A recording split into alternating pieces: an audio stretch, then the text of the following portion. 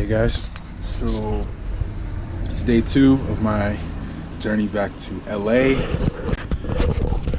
Got the truck all packed up with everything, my bike, got the bed down. I slept on the bed last night at a gas station. They had a rest stop. I'm currently in Tennessee. I've never been to Tennessee, and it's very pretty. I know you guys can't get that with the GoPro, but it's really pretty. Last night wasn't too bad. I slept on my bed with my sleeping bag, and I noticed that some water, light water, was dripping down my back doors. I don't know how it was getting in. So I'm checking on that now, but you guys can see I got everything in here. Literally everything. The bed is super comfortable. Thank you, Tuft and Needle, because the bed is anyway, I'm checking out the back door right now. I don't have a way to post my GoPro on the window because my mount broke, but I'm gonna try and do what I can. Anyway, see you guys later. So like I said, I was 21 years old and I'm a bartender, but I was also in college at this time, which was not something that everybody I grew up with was doing. And so I was proud of myself. In fact, I was like a little too... All right, y'all, so story time. I was Splinter. Quick update. I am locked out of my truck. I am in Arkansas, and I went in the back, set my keys down on the counter, and shut the back door. Forgot to grab the keys, and these locks aren't regular locks, so I got to figure out a way to get in. Roadside assistance doesn't kick in for 24 hours, so it's time to get creative. I will keep you posted. It's cold as and I'm tired. I've been driving all day, so I'm also on 17% with my phone. I'm gonna try and pop the lock on my truck. I'm obviously not gonna show it, but I'm gonna try and pick the lock. I've never done it before. I understand the principle. We're gonna try and do this. I gotta conserve battery. It's cold out here. I also told the lady in the gas station that if somebody comes in saying there's a guy trying to break into a green truck, to let them know that it's me trying to break into my own truck. You gotta be safe out here in these streets. All right, no dice. No dice on picking the lock. At least I know my truck is fortified. Try to get into the back door. I feel like I can if I had a crowbar. Man, I was in the back of my truck doing something, and I was looking for something in the dark, so I set my keys down on the counter, and I got what I needed, and then I walked out the back of the truck, shut it, locked it, everything's safe. I left my keys in the truck. Now you might be saying, Vaughn, but you're in the truck now. How'd you get in? After I called my insurance company to see if I had roadside. Turns out I didn't. I tried to get it anyway and then called back because one of the operators, she was going to help me. Called back, tried to put in a request for roadside assistance. They told me it wasn't on my account and that I wouldn't be able to use it for 24 hours. This was around 7:30 p.m. It is now 10:03 p.m. and a bit frustrating. However, my fault. I should have checked before I left. Then I tried breaking the lock. I jammed a screwdriver in there, flathead. That didn't work. Then I had this guy come and help me take the seal off one of my corner windows. And there's an outside ribbing that kind of holds the entire seal in. So I took the outside ribbing, and he said, you know, if you pop that window out, you should be able to get in. Well, I didn't really want to break that window. So that was a failed attempt. I tried to jimmy open the handle by sliding my screwdriver inside the door and kind of like trying to lift up the lever, because the lock is a manual lock. That didn't work because there wasn't enough room and clearance for me to get in. So I sat around and I thought, and I was running out of options. I called the local locksmith, and the only people that could get my door open were 70 miles away, and they weren't going to come down here. He told me to call a tow truck company that they probably would be able to get in. I called the tow truck company. They couldn't get in. So let's run down this list. Insurance, negative. Jimmy the lock, negative. Break the lock, negative. Remove a window, negative.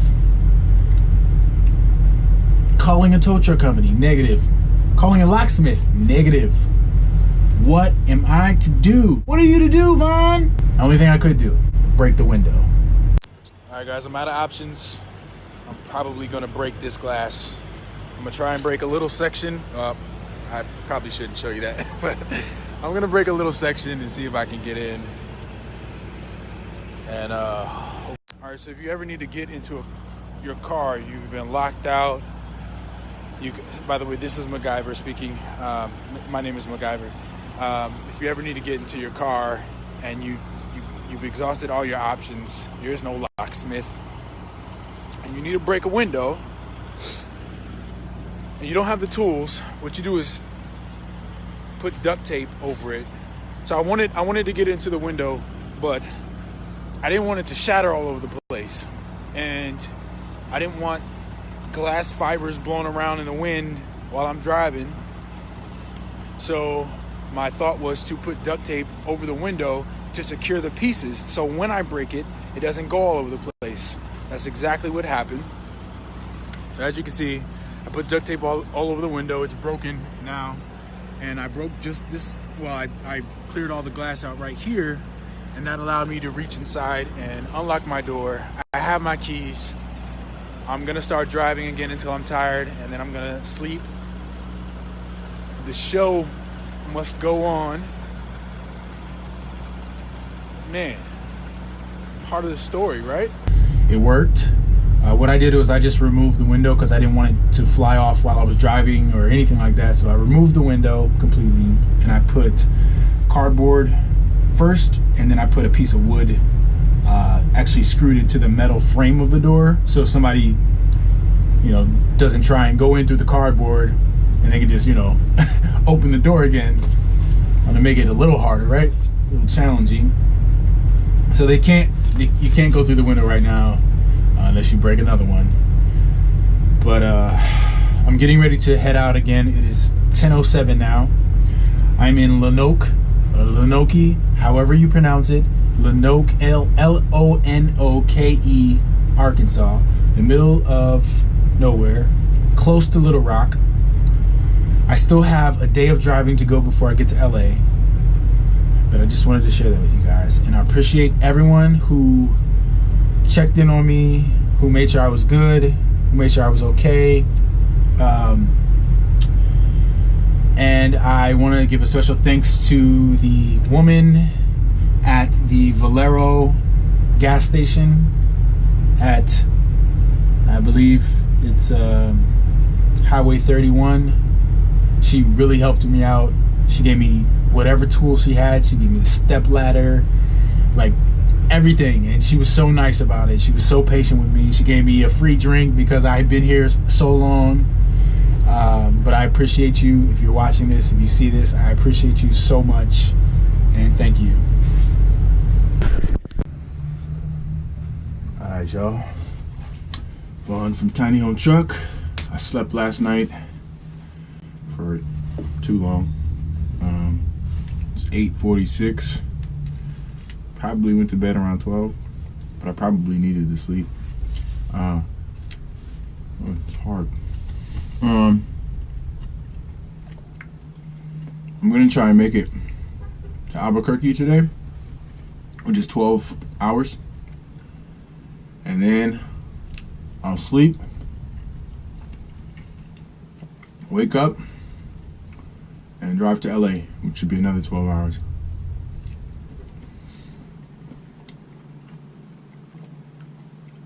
Hopefully I make this casting interview. If not, it wasn't for me.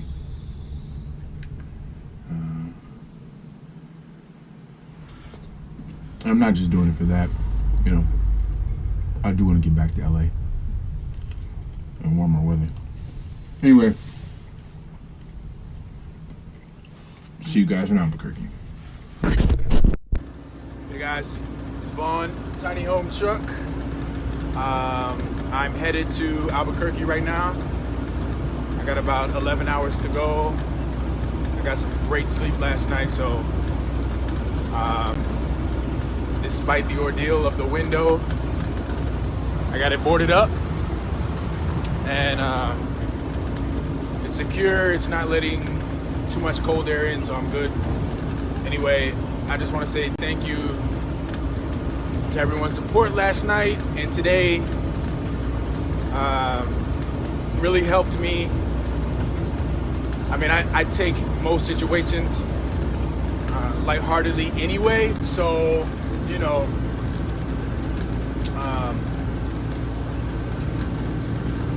it wasn't too bad, but definitely a challenge after driving for 10 hours and being in cold weather and you just want to sleep. But ultimately I found a solution, which is what I do, which is what I'm good at, and why this life is perfect for me. Anyway, thank you guys so much. To find cereal for the boys. I couldn't think where the milk was. Everything just seemed so alien. I heard a car door slam outside, and I looked out the living room window. I was not sure that the general cut of humanity was desirable company. I was 36 when I started working on getting the boat together, and preferred to be alone. One day the phone rang, and it was... All right, good people. I'm in Albuquerque, New Mexico. It's Tuesday morning around 12-ish. I'm gonna find a rest stop to get some rest. And I'll get up in the morning and drive to LA. See you guys soon. It's 5:14 in the morning, and I'm headed to LA from Albuquerque, New Mexico. It's about 12 hours. Wish me luck. I have 777 miles to go. I don't believe in luck though, so that's it. Awesome news. So I just met my first real life van lifer on the road on my way back to LA. It's her name on Instagram is The Adventures of Bree, THEE, Adventures of BREE. She has a dope van, army green, matte finish. It's a wrap, and yeah, she's a little further along than I am, but super dope to, you know, meet another van lifer in the wild, right? Anyway, headed to LA.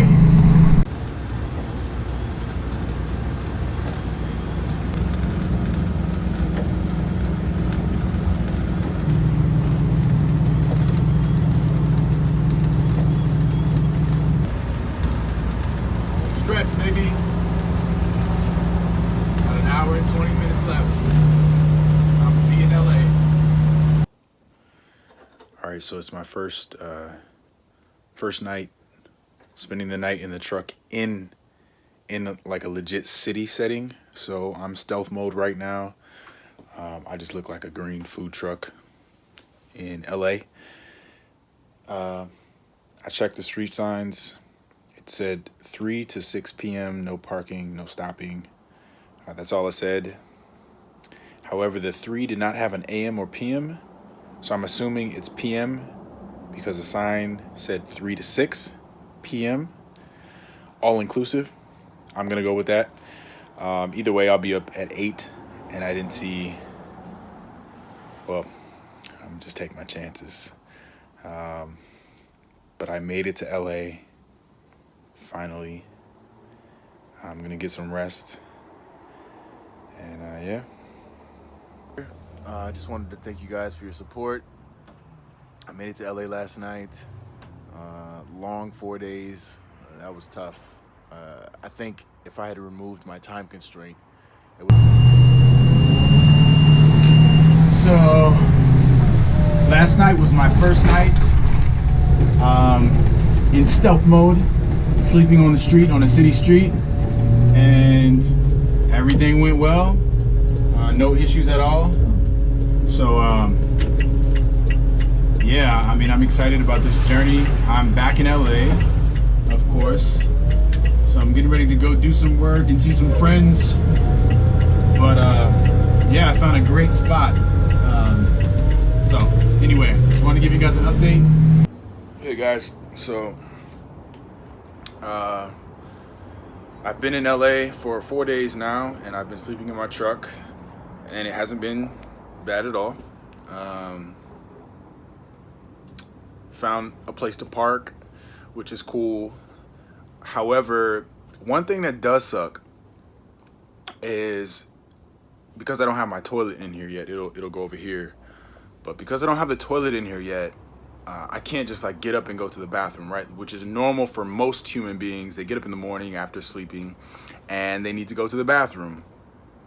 Well, that is not always the easiest thing because, you know, I need to get up and get dressed first and then make sure I can find a bathroom like in a Starbucks or a coffee shop or whatever, like just finding a bathroom.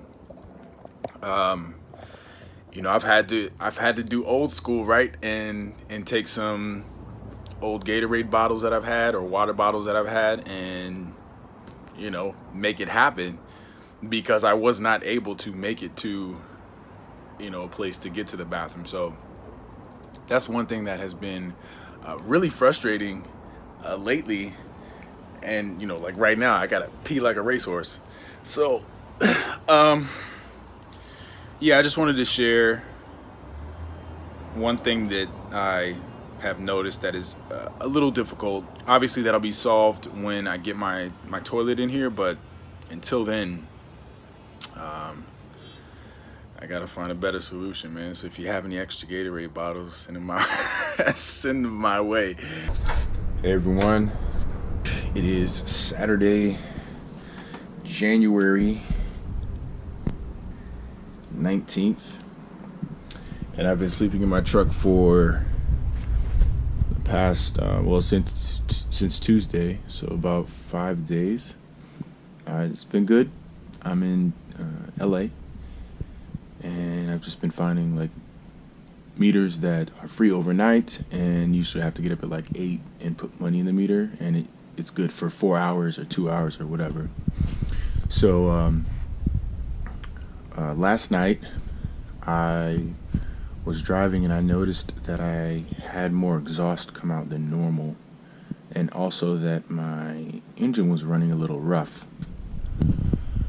So I did some research, and I think the diagnosis is either, well, I actually have a fixed ODB2 plug that I can check engine codes with, and actually one of my cylinders is misfiring in my engine.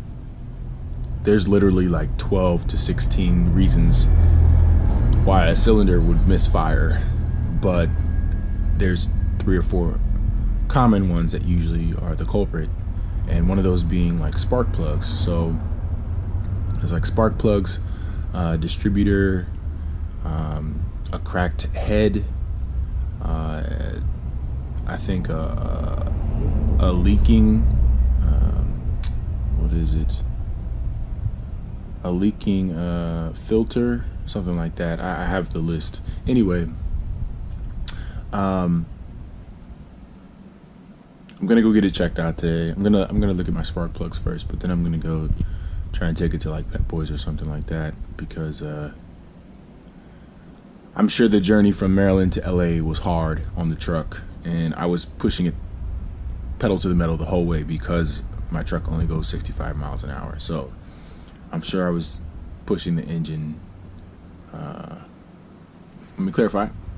Because my engine only goes 65 miles an hour because of a governor that's on the engine. The speedometer says 140. So I'm sure the truck can go faster than that, but I have a limiter on there, a governor, which keeps my truck 63 and below because it was a fleet truck. So anyway, I'm gonna go get it checked out. Hopefully it's something small and quick that I can fix myself. But anyway, just wanted to give you guys an update and let you know things are going well so far. My next purchase will definitely be my toilet. Waking up in the morning and having to go to the bathroom and trying to find either a bathroom or, you know, if I have like an old water bottle, just real talk, then I'll use that. But definitely gonna get the toilet next. So stay tuned, guys.